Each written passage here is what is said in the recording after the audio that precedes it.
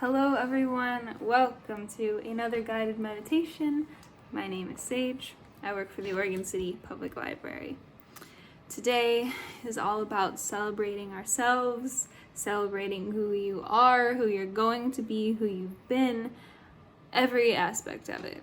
So this can often be kind of a controversial take to celebrate who you are, even when there are always going to be pieces of you that you maybe want to change, and that's okay too, as long as they're being changed under your consent.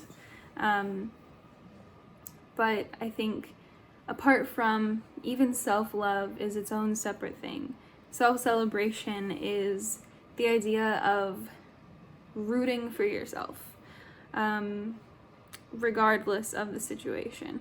So obviously taking into consideration how you're impacting others, focusing on harm reduction as well in this conversation. But yeah, I just want to take some time to celebrate ourselves because we're all extremely exceptional, so unique, and have gotten this far. So get comfortable, find a spot to sit, lie down, you can walk around. I'm pacing while Otto falls asleep. Or if you'd like maybe a little extra challenge for this, you can go ahead and sit in front of the mirror for this. I know that might feel instantly uncomfortable, but lean into that discomfort and just see what happens. So, if you'd like, you can close your eyes, or you can keep your gaze soft, or you can look ahead. Start by connecting with your breath.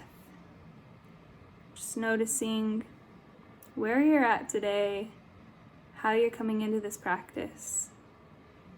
If your breath is stuck in the chest or rigid, if it's smooth, if it's cool, if it's warm.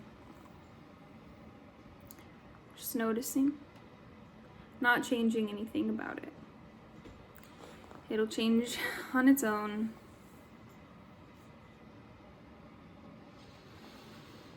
See if you can let it out slowly, like a sigh. And take a moment to consider who you are from someone else's perspective. So think about how people perceive you. You can imagine you're someone totally different, meeting you for the first time or having known you for a while, and just consider how people see you. And maybe these are like descriptive words come to mind that people have said about you that have stuck, whether or not they're true.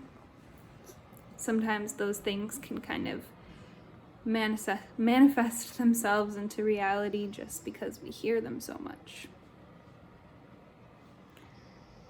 Consider if the perception of you is really who you are, and remembering that you are the only person who knows who you really are. Even people you've known for your entire life, even people you've been close with and extremely intimate with, you are the only person who knows you. So this is kind of a practice also in trusting your intuition, which is something that we're often told not to trust, or we're told is lying to you. We're told that professionals are the only ones who know, or anything like that. And just notice what messages are coming up about you from others. And if they're true, or if it's time to let them go.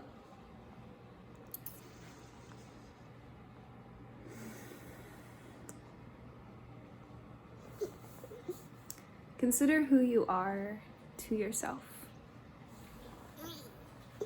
How you see yourself, how you talk to yourself, the love that you give yourself, maybe the hate that you give yourself, just considering how you communicate with yourself, how you view yourself. If you're looking in the mirror, what have you already pointed out about yourself that you don't like? And what have you pointed out about yourself that you do like? It's really uncomfortable, especially as feminine presenting people, to name nice qualities about ourselves, because we are so conditioned to change, to buy things to change. So instead of focusing on what you've been told to change, on how you view yourself, again, from the perspective of others, because often that is where that desire to change things about ourselves comes from, and really think about who you are and how you feel about yourself from a much more internal perspective.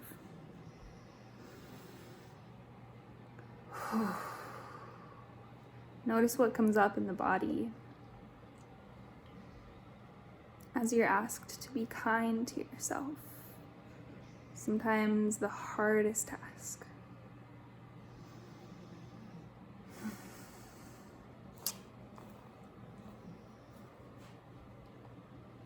Be soft, gentle.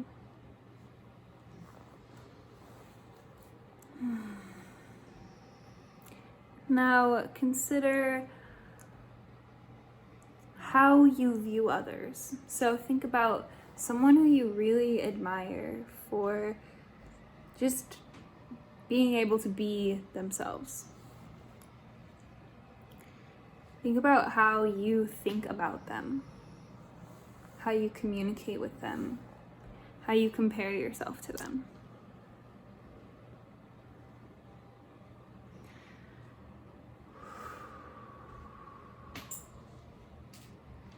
Just notice if your breath has changed.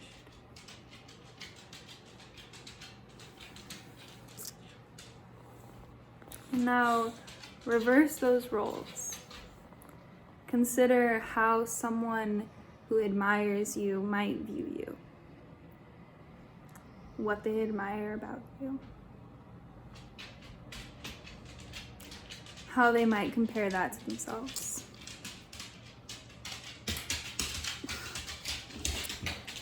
Those are dog pitter patters. Let's take one more breath in. For a moment, just hold on to your own body. You can place your hands on your belly or your chest, or even cup your face in your hands. Just take a deep breath in.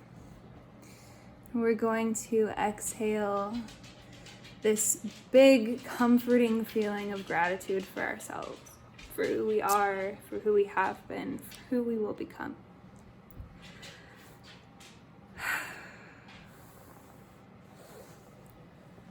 Thank you so much for watching today. Remember that you are still growing, you are still changing forever and ever and ever. And even when it feels like things might not be right, they are all just a beautiful piece of the whole story. I'll see you next time.